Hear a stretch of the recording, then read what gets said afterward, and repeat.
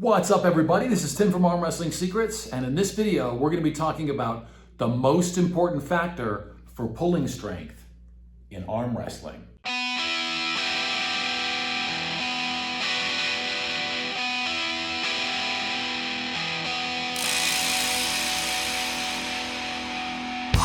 Go! Go!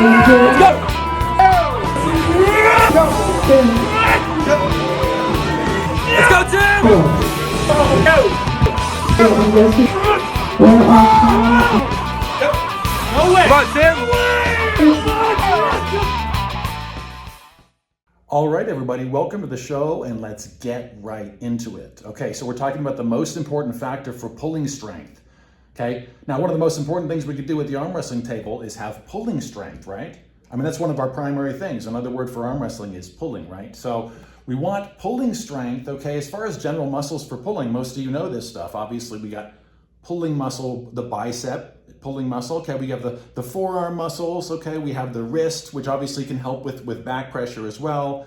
And then we primarily have the lat muscle as far as a real power source, okay? So what I'm considering the power source of our pulling power, okay? Pulling strength, okay, is the lat muscle. So obviously when I'm doing a top rolling movement or something, I might take a high grip, okay, but my pulling strength, okay, on the go, I'm not trying to shorten this distance here, okay? I wanted this to stay tight, okay, but on the go, okay, that's your movement, okay? You're pulling strength, okay? So a lot of times, the match is going to be dictated by your pulling strength, okay? And I wanted to talk about the most critical factor and also the most limiting factor for pulling strength. And I'll kind of give you a couple examples of those, okay? So when we're looking at the arm and the hand, obviously we know the muscles that are primarily involved with the pulling, okay? But what's the limiting factor? Okay, like what's going to help you increase your pulling strength? Okay, is it the pulling muscles? This is a really important question. Is it like the lat muscle? Should I say get stronger lats? Okay, now obviously that's going to help your pulling power, but that has nothing to do with the limiting factor of your pulling strength and the whole point of the video. Okay, now what's going to help you use like your lat muscles much stronger? Okay, what's going to help you use it 100%? Or why can't you use it 100%? Okay, and if you think you can, then here's a question for you. And we're going to start going into the examples right away, okay? Before I give up the answer, okay, and this is important, okay, now why is your back pressure stronger in the strap than without? And this is really simple, okay? The answer is just going to pop into your head. You're going to see what I'm talking about, okay?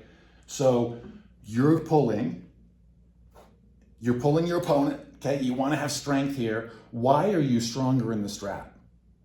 So the power source is your lat muscle, okay, when you're pulling. Why are you stronger in the strap?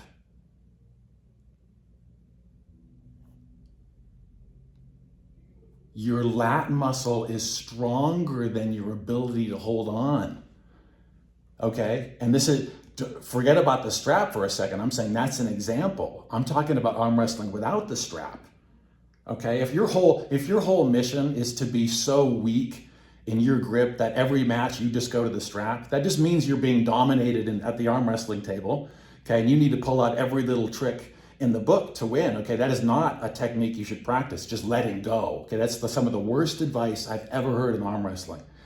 For people just saying, oh, just let go. If someone's stronger in a position, just let go.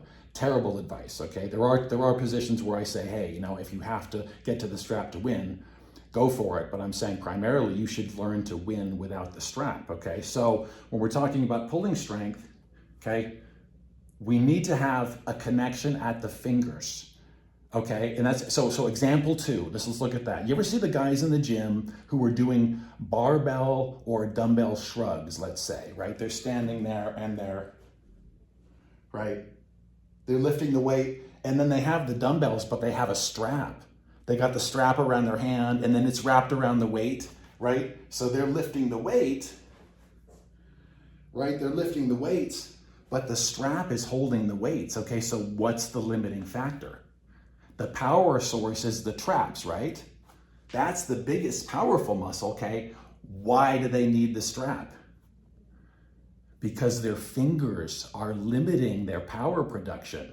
They can't hold on. The muscle at the power source is much more powerful than their ability to hold on to the weight, so they get a strap to hold on. Okay, and I'd say stop doing that if you're doing those at home. Okay, you're just killing your grip. Much more important to have this than this, okay?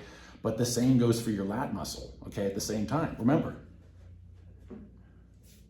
like your lat muscle, okay, it's extremely powerful. It's going to be able to pull your arm with extreme force, okay, and your opponent. But if you're limited in your ability to hold on, then all of a sudden you slip away, or you can't produce the type of force that you're trying to, okay?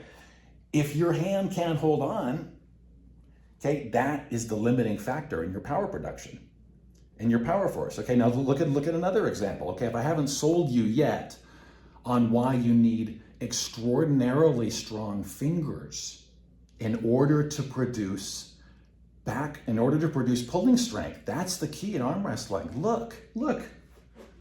Okay, if I have a grip of steel here, okay, then my lat muscle, the whole thing is connected together. If the weak point here and you're pulling, okay, that does not generate to the opponent, okay? Your power distribution is limited by the connection point.